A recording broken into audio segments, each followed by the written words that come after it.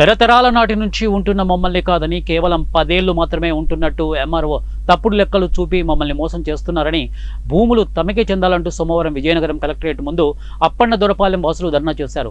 దాదాపు 500 ఎకరాలలో ఉంటున్న దాదాపు 175 మంది గిరిజనులను పొట్టకొట్టేందుకు ప్రభుత్వం సిద్ధమవుతోందని ట్రైబల్ రైట్ ఫార్మ్ చైర్మన్ వరహాలు ద్వారా ఆవేదన వ్యక్తం చేశారు.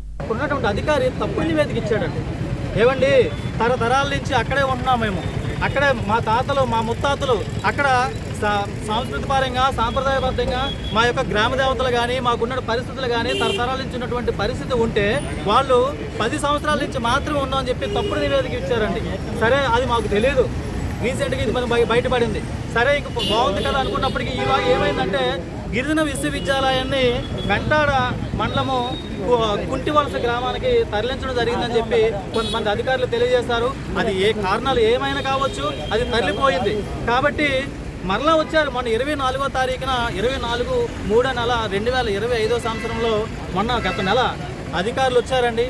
అందులో రెవెన్యూ డివిజనల్ అధికారి కీర్తి గారు, అదేవిధంగా మా గ్రామానికి సంబంధించినటువంటి సర్పంచ్ అయినటువంటి రామలమ్మ గారు ఆధ్వర్యంలో గ్రామ సభ నిర్వహించి ఇక్కడ పోలీస్ గ్రే హౌస్ శిక్షణ